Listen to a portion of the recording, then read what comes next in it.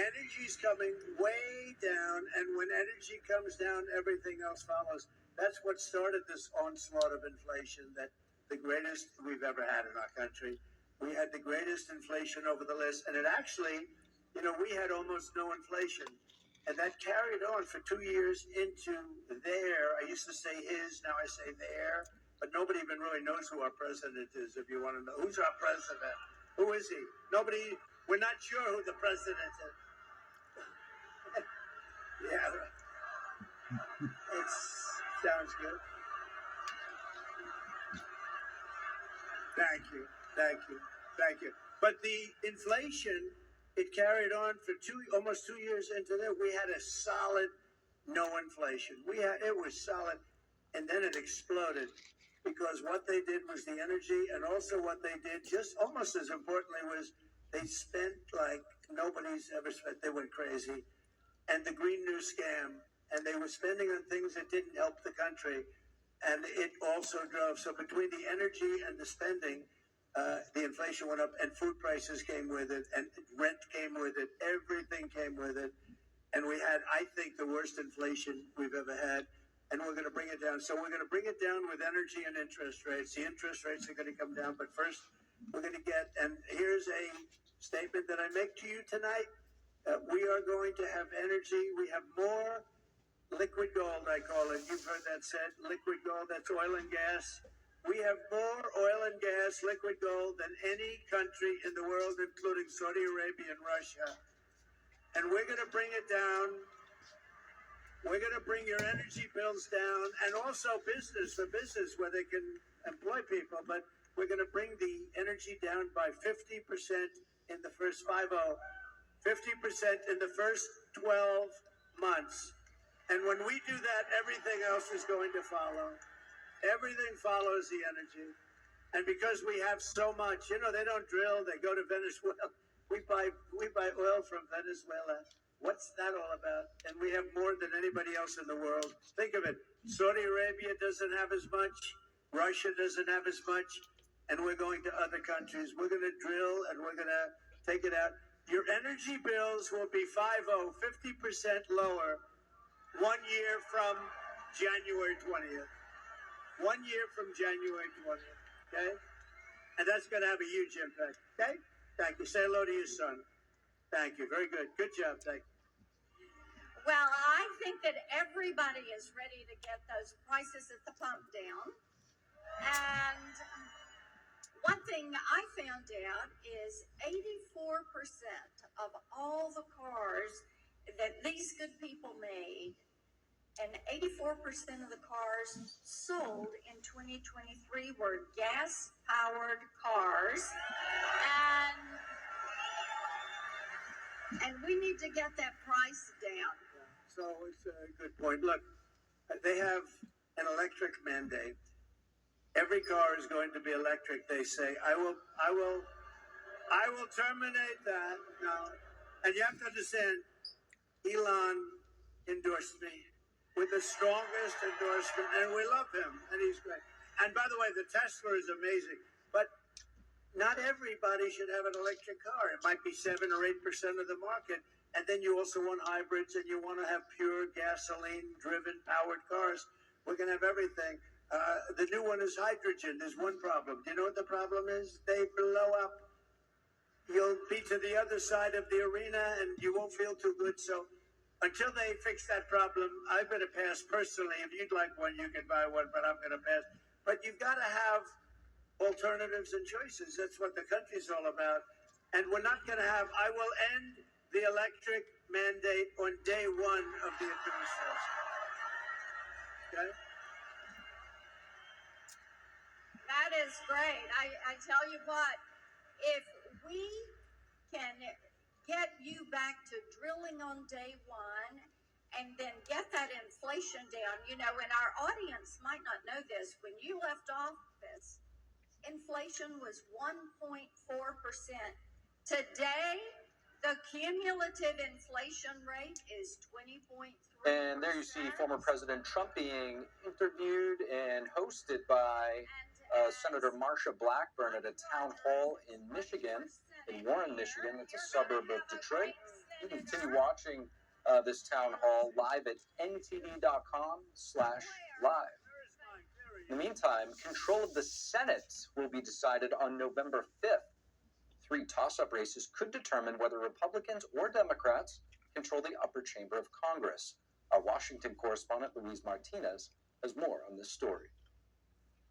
Republicans are trying to regain control of the Senate this general election. Currently, Democrats control 48 seats and have the support of 3 independent senators for a total of 51 votes, while Republicans only hold 48 seats. The GOP strategy thus far is to target specifically 3 toss-up elections in the Senate. Let's start with the state of Montana. Here we have Jon Tester, the incumbent senator of the state of Montana, trailing Republican candidate Tim Sheehy by 5.2 points. We know that Tim Sheehy is a former Navy SEAL who received the endorsement of former President Donald Trump. And we also know something very interesting, and that is that Jon Tester, despite being a senator since 2006, has not been in the ballot with President Donald Trump, and the state of Montana has actually gone Republican in the last 3 presidential elections since 2012. So Republicans are hoping that Tim Sheehy can maintain this lead up to November 5th and take the Senate seat of Montana. Now let's move to the state of Ohio. We have another incumbent there. We have Sherrod Brown, who also has been in office since 2006, trying to secure his 4th term in office. Differently than in Montana, here in the state of Ohio, Democrats are leading their Republican candidate, Bernie Moreno. They're leading by 3.6 points. We know that Bernie Moreno was not the first choice of the Ohio State Republican Party, but did also receive the endorsement of former President Donald Trump. And we know that recently Bernie Moreno has come under fire, especially by Democrats, for his staunch pro-life stance on abortion. And lastly, we have the state of Michigan. In the state of Michigan, we have the current senator, Debbie Stabenow, who's stepping down after 24 years in office. Democrats tapped here Elisa Slotkin, who's the current congresswoman trying to upgrade her way into the Senate. She is leading in the polls against Republican candidate Mike Rogers by 4.7 percentage points. Mike Rogers was a former, or is a former congressman. He served in the House Intelligence Committee and chaired that committee. He was also a former FBI agent and received the endorsement of former President Donald Trump. But we see the Democrats are leading in the state of Michigan. We also know that Republicans, even though that they're hopeful about the state of Michigan, have not won a statewide Senate race since 1994. And lastly, it's important to note that in the states of Arizona and West Virginia, independent senators Kirsten Sinema and Joe Manchin, respectively, are not running for re-election, widening the opportunities for Republicans to regain control of the Senate. And with the vice presidential debate fast approaching, which candidate has the advantage? We'll hear from James Fishback, founder of Incubate Debate, and political strategist Libby Krieger for a preview of the strategies they may use. That and more when we return. A yes or no answer. So I hope that the moderators and Senator Vance will push him on that, among other issues, like the one that Vice President Harris seems to be dodging every time she gets it, which is, are folks better off today than they were 4 years ago? So I think the advantage goes to Senator Vance. We've seen him in congressional testimonies. We've seen him in past debates for his Senate race. He is an articulate, quick thinker. I think he has the edge here. Ultimately, it's who's going to be able to communicate these issues with actual substance to the voters. And I should say that the issues that voters care about, largely the voters are sick and tired of talking about January 6th. They care about immigration and the economy. And whichever candidate can speak directly and substantively to those issues will win this debate. It won't be close. Now, Libby, this is likely the last time we're going to see any of the people on the presidential ticket engage in a large-scale debate. Do you think that this debate will impact the election in any form, and have voters already made up their minds? You know, usually vice presidential debates don't swing much in elections, but because, like you said, this may be the last time that we see anything from these tickets, I think there is potential, considering this race is very close. You look, almost every swing state is in the margin of error. So it's really going to come down to those couple thousand voters in states like Pennsylvania, maybe Michigan and Wisconsin.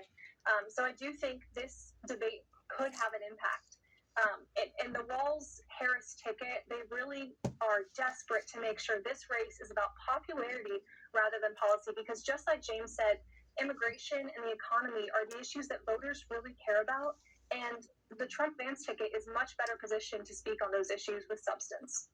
James, feel free to comment on what Libby had to say. And also, I want to ask you about the sort of the rules about this. Are we clear on the rules? Are they the same? How are you seeing the rules that are being set on this debate? Well, Libby's absolutely right.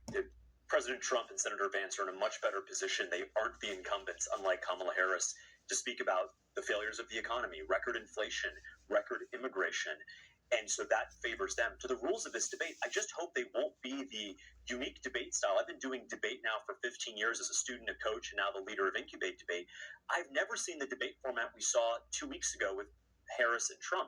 It wasn't a one-on-one, it was a three-on-one. The moderators need to stay out of the debate. If they're going to fact check, they should fact check both candidates. I believe they shouldn't fact check altogether because it's such a fraught issue. But let the candidates speak and refute others in any legitimate debate. The obligation of fact checking, Steve, rests with the opponent, not with the moderators who are highly partisan. James, where do you think Walz has a potential chance to stand out? I think the only real advantage that the Walz-Harris ticket has is to stand out on the issue of abortion, to really double down on that issue. It's not a top issue for most Americans, but it is a top issue for a particularly vocal, energetic set of women. And so that is the issue if I were advising him to focus on. Of course, James Fishback, Libby Krieger, thank you so much. Thanks, Steve.